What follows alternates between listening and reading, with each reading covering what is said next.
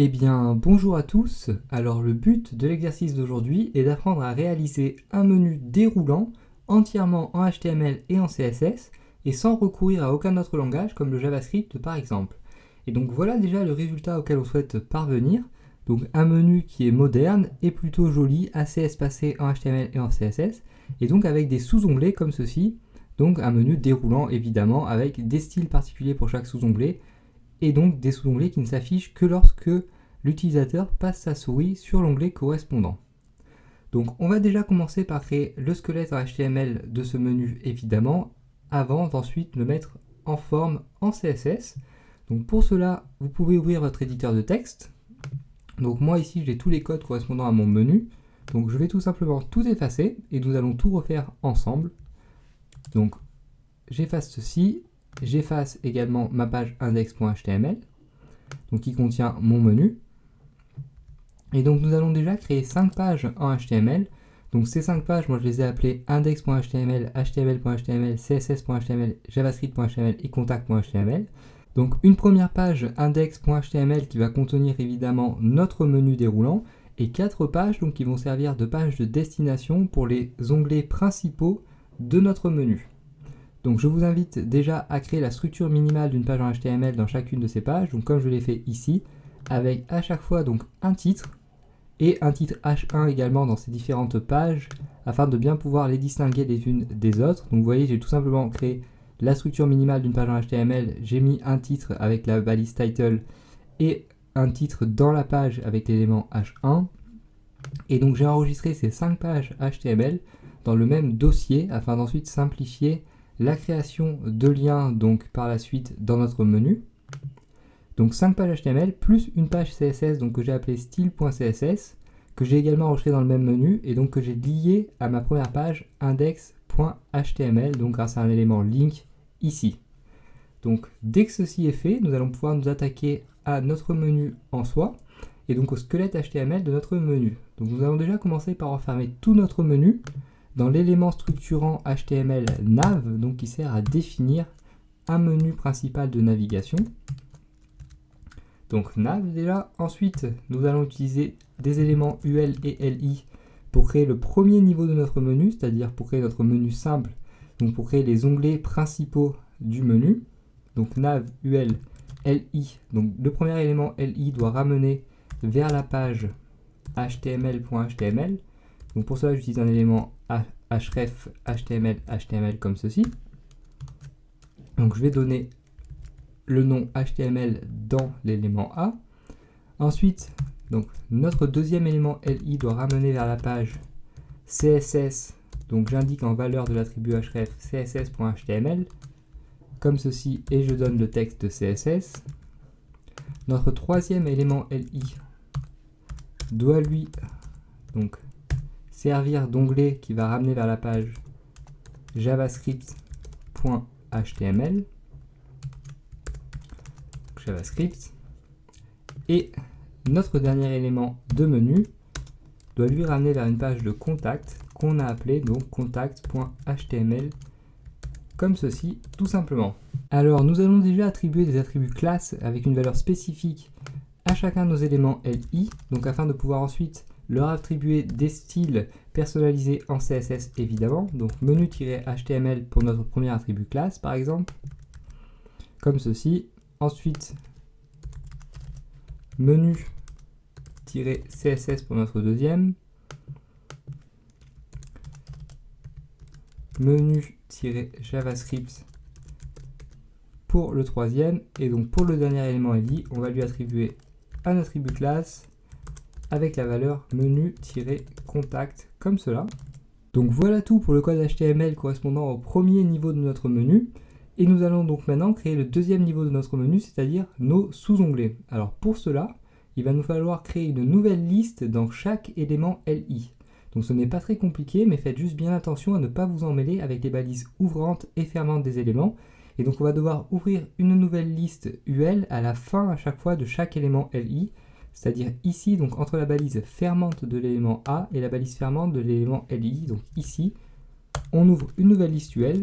Et on va évidemment dans cette liste donc créer de nouveaux éléments LI qui vont correspondre chacun à nos sous-onglets donc de menu, comme ceci. Et donc on va faire pareil pour notre deuxième onglet. Donc on se place ici un élément UL et on va mettre simplement donc 3 sous-onglets dans ce deuxième onglet. Et donc dans le dernier onglet donc qui va contenir des sous-onglets, c'est-à-dire dans l'onglet JavaScript, nous allons cette fois-ci ne préciser que 2 sous-onglets, donc UL, LI et LI à nouveau, comme ceci. Donc nous allons attribuer ici des classes à nos sous-listes, donc à nos listes de sous-menus. Donc on va appeler par exemple sub-menu comme ceci. Donc toujours pareil pour pouvoir ensuite en CSS pouvoir les cibler simplement. Donc on va attribuer la même classe à toutes nos listes de sous-menus ici, car on va vouloir leur donner les mêmes styles généraux. Et donc dans chacun de nos éléments LI ici, il faudrait a priori donc créer des liens qui ramèneraient vers d'autres pages ou vers d'autres sous-sections de notre site. Donc dans notre cas, nous n'allons pas créer évidemment toutes ces pages car ça n'apporterait pas grand chose à l'exercice. Et donc je vais me contenter de mettre un dièse comme ceci en valeur de l'attribut href. Donc ce qui signifie finalement que l'élément A ne doit ramener vers aucune page. Donc on va mettre comme texte par exemple cours complet HTML et CSS. Donc si ici le sous-onglet ramène vers le cours complet HTML et CSS disponible sur un site web, à href égale dièse comme ceci. On va mettre ici donc référence des éléments HTML. Donc en dessous, on va faire exactement pareil, égale dièse toujours pareil, référence des attributs HTML cette fois-ci. Et donc en dernier sous-onglet, href égale dièse, on va mettre cette fois-ci par exemple exemple et exercice comme cela. Alors pour notre deuxième donc sous-menu, on va cette fois-ci mettre le même texte. Tiens, par exemple, vu qu'ici on avait mis cours complet HTML et CSS, on peut tout à fait renvoyer vers la même page à partir de 2 endroits dans un menu. Ensuite, ici on peut mettre href égale par exemple référence des propriétés CSS. Et donc pour finir, on peut mettre la même chose qu'ici. Donc encore une fois, vous comprenez bien que ceci n'a pas vraiment d'importance et n'est pas très intéressant pour notre exercice. Donc j'essaie d'aller assez vite. Et donc ici, on va mettre cours complet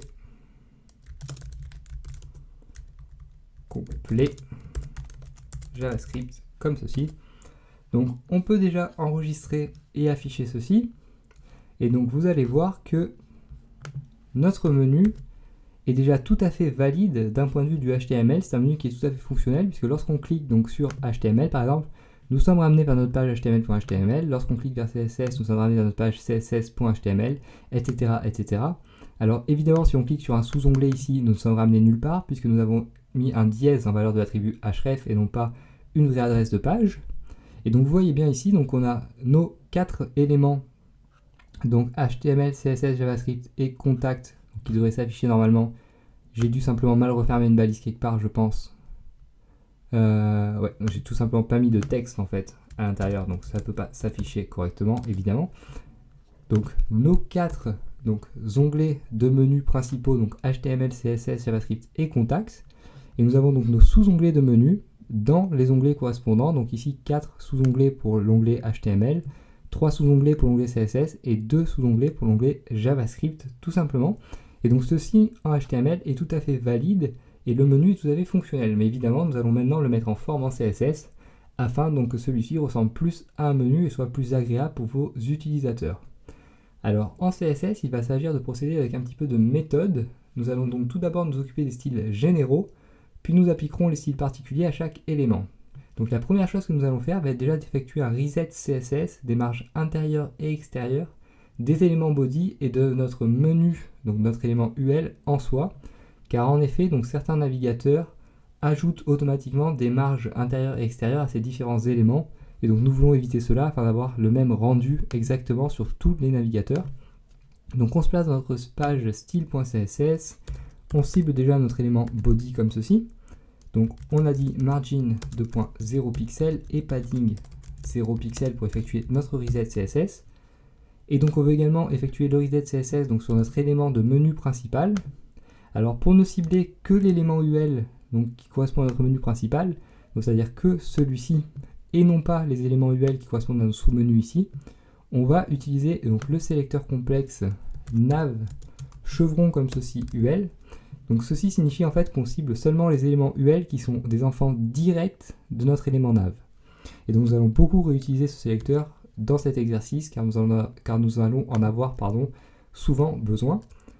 On va également donc changer la police de notre texte ici. Donc on va être par exemple, admettons, source code pro, Calibri et Serif, comme cela.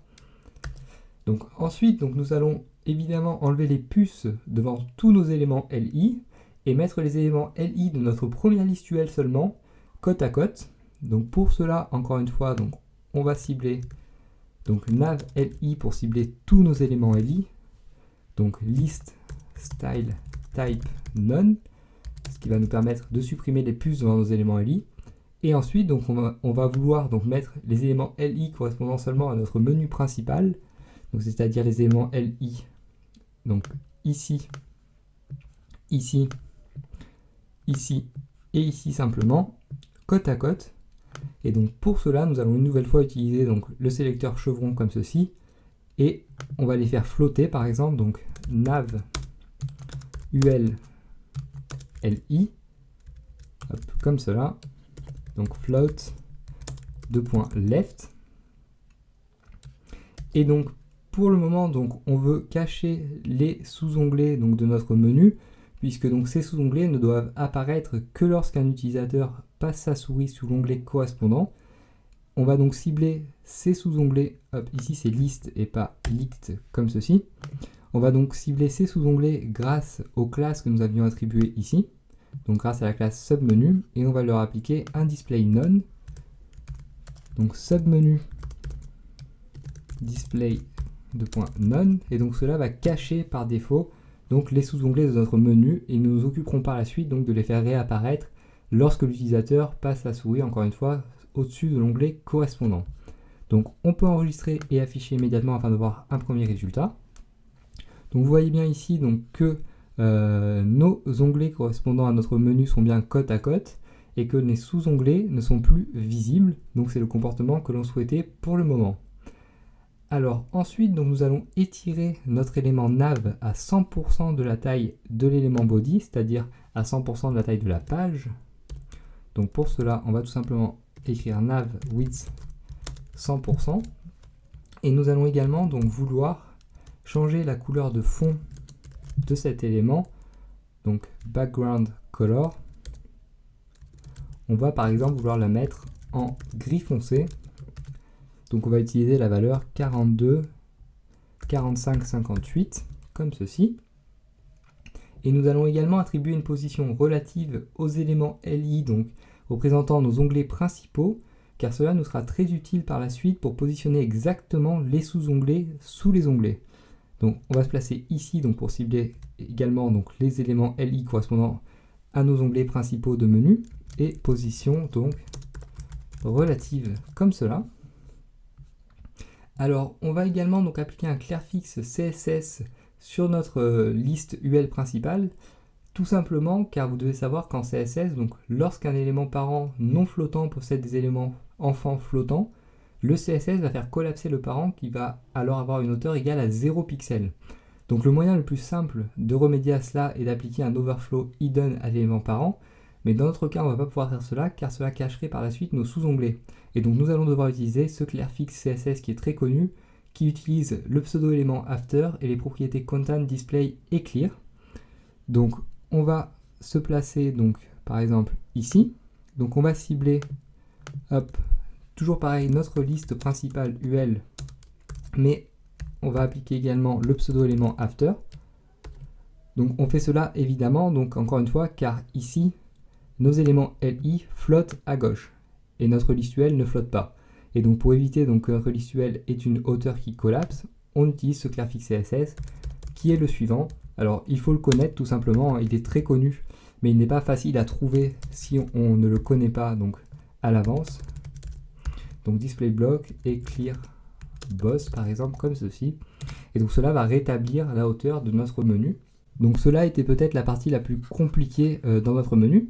Et donc maintenant que cela est réglé, nous allons nous préoccuper du style de nos liens en soi. Donc nous allons déjà commencer par leur ajouter une marge intérieure afin d'étendre la taille de nos onglets tout en faisant en sorte que tout l'onglet reste cliquable. Et pour que cela s'affiche bien, on va également devoir changer le type de display de nos éléments A. Et nous allons donc finalement changer la couleur du texte de nos liens et supprimer le trait de soulignement.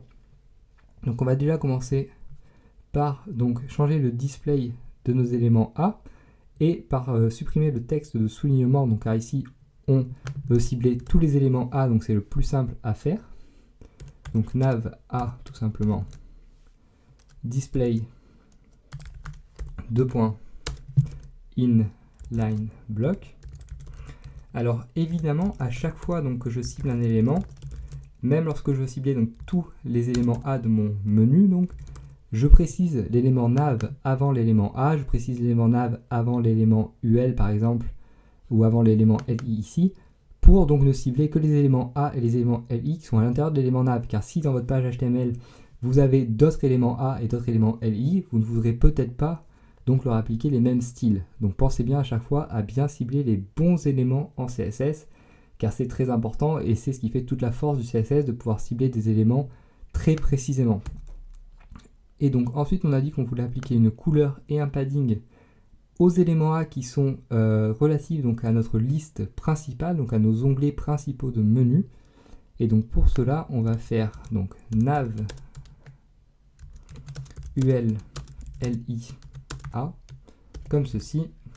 Donc padding 20 pixels, 30 pixels et donc, px et color, donc on va les mettre en blanc puisque notre menu est en gris foncé, donc ça ressortira beaucoup mieux. Alors on peut déjà enregistrer et afficher une nouvelle fois donc le résultat intermédiaire. Donc ici on met à jour et donc vous voyez maintenant donc, que notre menu est beaucoup plus agréable à regarder. Et donc nous en avons fini avec le premier niveau de notre menu pour le moment et nous allons donc maintenant nous attaquer à nos sous-onglets. Donc on va déjà vouloir que les sous-onglets s'affichent uniquement lorsqu'un utilisateur passe sa souris sur l'onglet correspondant.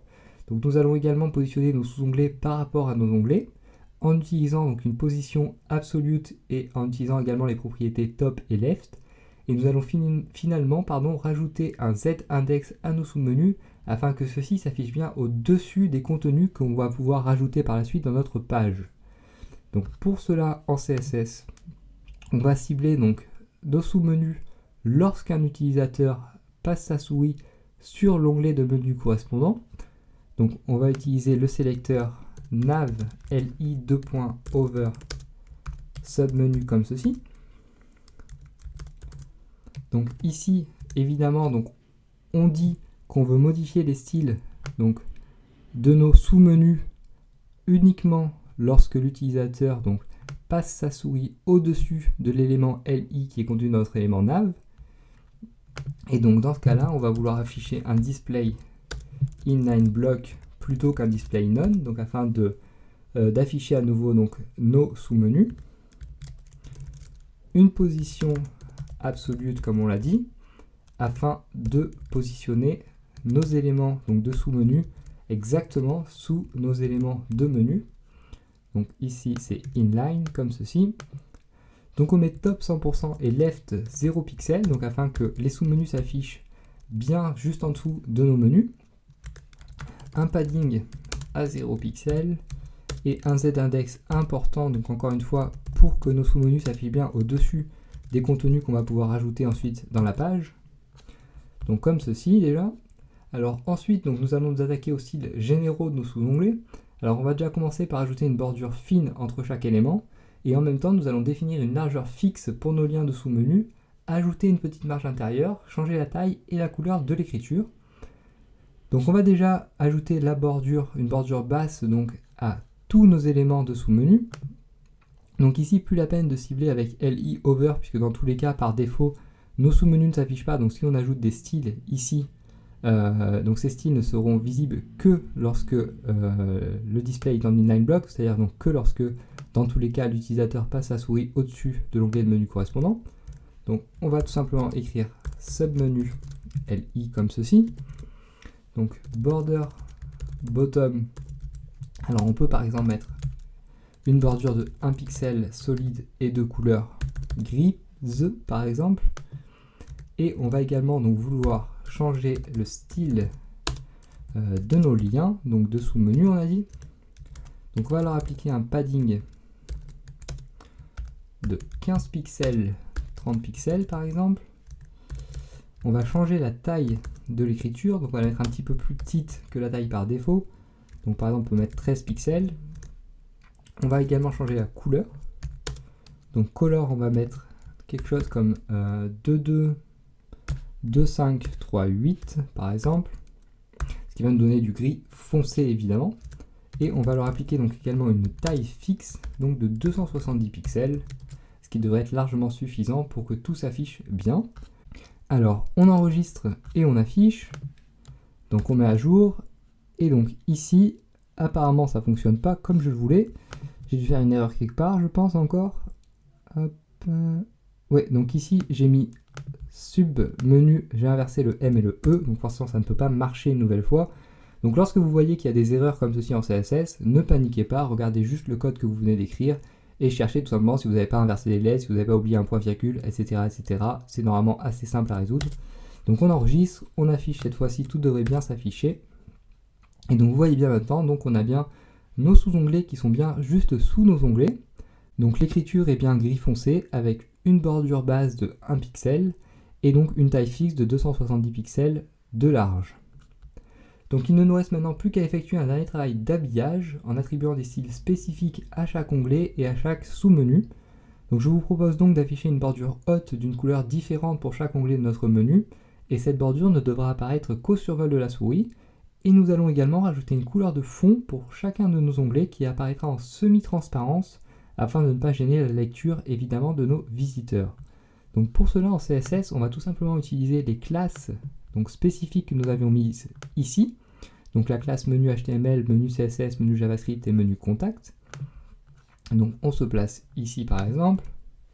Donc menu-html, donc 2.over puisqu'on veut appliquer un style spécifique lorsque l'utilisateur passe sa souris sur l'onglet correspondant. Donc border top, on a dit une grande bordure haute, 5 pixels solide, et on va la mettre rouge-orange, donc avec E4, 4, D26 comme ceci. On va également appliquer donc une couleur de fond en semi-transparence de la même couleur donc que notre bordure. 228, 77, 38 et 0.15 comme ceci. Et donc on va faire exactement pareil pour nos autres onglets de menu. Donc menu-css2.over. Alors border-top 2.5 pixels solide. Cette fois-ci on va la vouloir en bleu. Donc bébé comme ceci. Une couleur de fond toujours pareil en semi-transparence et relative à la couleur de notre bordure. Donc 000, 112, 192 et 0.15 en opacité. Pour notre onglet donc menant vers notre page JavaScript, on va vouloir appliquer une bordure d'une couleur jaune. Border-top 5 pixels solide. Et donc cette fois-ci on va mettre F1 DC 4F par exemple, une couleur de fond RGBA donc avec en valeur 241, 211, 79 et 0.15 comme cela. Et donc nous n'avons plus qu'à régler la couleur de notre onglet contact. Donc menu-contact, over. Border top, on va mettre cette fois-ci du gris. Donc on va mettre par exemple 5 pixels solide BBB. Et en background color, on va mettre donc RGBA 220, 220, 220 et toujours 0,15 évidemment, afin d'avoir un menu quand même un petit peu homogène. Donc on enregistre et on affiche immédiatement. Et donc vous voyez bien maintenant qu'on a à chaque fois donc une couleur de fond en semi-transparence et une bordure top d'une hauteur de 5 pixels. Alors ici on a un problème, c'est que vous voyez que à chaque fois donc on passe sur un onglet, notre menu se décale et l'écriture de l'onglet se décale. Alors cela est dû à la bordure, donc vous voyez que le menu grandit de la taille de la bordure et l'écriture se décale également de la taille de la bordure.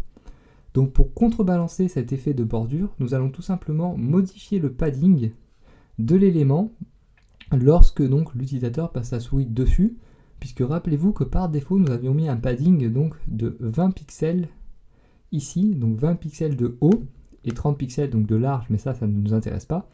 Et donc nous allons tout simplement réduire le padding lorsqu'un utilisateur passe sa souris sur un élément de la hauteur de la bordure, afin que donc le padding plus la bordure soit égal à 20 pixels. Donc pour cela, on va cibler donc nav ul. Donc toujours pareil, notre élément A, mais cette fois-ci lorsque l'utilisateur passe sa souris sur l'onglet correspondant. Et donc on va modifier le padding comme je vous l'ai dit de 5 pixels, donc on va mettre 15 pixels cette fois-ci, et on va être obligé donc d'écrire les 4 notations car on veut toujours que le padding bas soit le même, donc soit un padding de 20 pixels. Et donc ici donc on va avoir un padding de 15 pixels plus la bordure de 5 pixels lorsque l'utilisateur passe sa souris dessus, ce qui va correspondre à 20 pixels, et donc ça ne va faire aucun décalage avec la valeur par défaut, comme vous allez le voir maintenant. Donc vous voyez ici que notre menu ne bouge plus, et c'est ce qu'on voulait. Donc il ne nous reste plus maintenant qu'à ajouter de la couleur à nos sous-onglets. Alors nous allons ajouter 2 nuances de couleurs différentes selon que l'utilisateur passe sa souris sur un élément en question ou pas. Donc lorsque l'utilisateur passe sa souris sur un élément, on veut que la couleur de fond soit plus foncée, et on veut également changer la couleur de l'écriture de nos liens ainsi que le poids de la police. Donc on va retourner à nouveau en CSS. Donc tant que l'utilisateur ne passe pas sa souris sur le sous-onglet en question, on va vouloir donc une couleur de fond un peu plus claire, et donc on va tout simplement réutiliser plus ou moins les mêmes styles que ce que nous avions défini ici, évidemment donc. Donc on va tout simplement cibler menu html.submenu comme ceci. On peut éventuellement donc utiliser une couleur très proche de la couleur que nous avions utilisée donc dans notre background color pour nos onglets ici, et donc cette fois-ci sans l'effet de transparence. On va mettre par exemple 230, 140. En dessous donc pour menu-css donc point submenu, on va utiliser une background color de point RGB de cette fois-ci par exemple 000 160 et donc 240 comme ceci. Et donc pour notre troisième donc sous-menu, puisque je vous rappelle donc que notre onglet contact ne possède pas de sous-onglet, donc javascript .submenu background color deux points, on va mettre cette fois-ci quelque chose comme 250, 215 et 100 comme cela. Donc ensuite on va s'occuper donc de chaque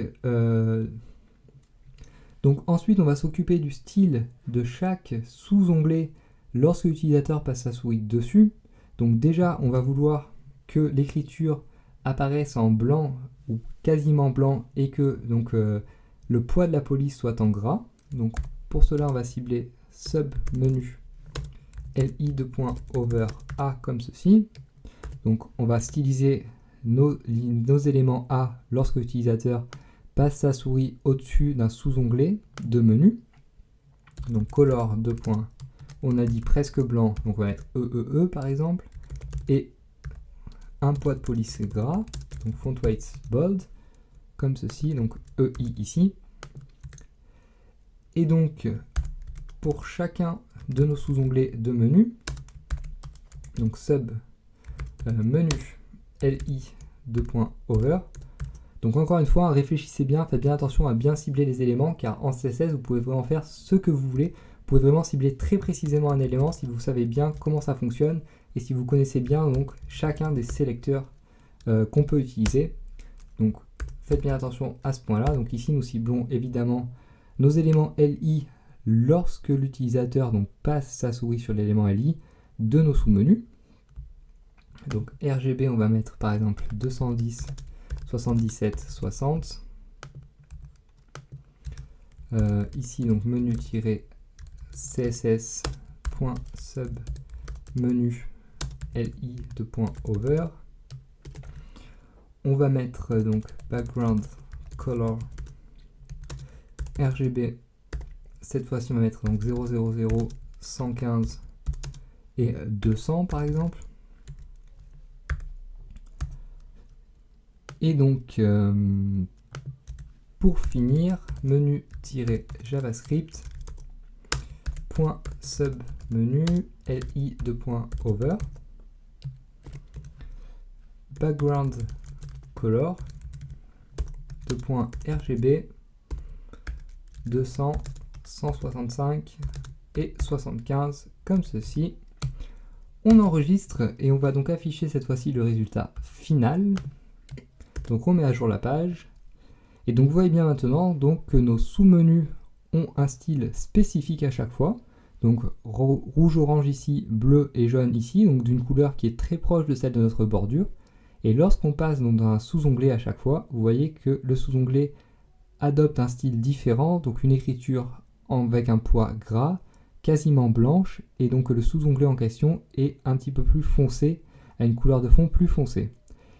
Et donc nous venons de créer un menu déroulant parfaitement fonctionnel et moderne uniquement en utilisant le HTML et le CSS. Alors vous pouvez ensuite évidemment modifier à loisir les couleurs de ce menu ou des styles plus généraux afin de le styliser à votre convenance. Et donc la seule chose qui pourrait manquer à ce menu serait un aspect responsive, donc aspect responsive que nous n'allons pas travailler pour le moment. Donc pour le moment, amusez-vous bien avec ce menu donc, et moi je vous dis à bientôt.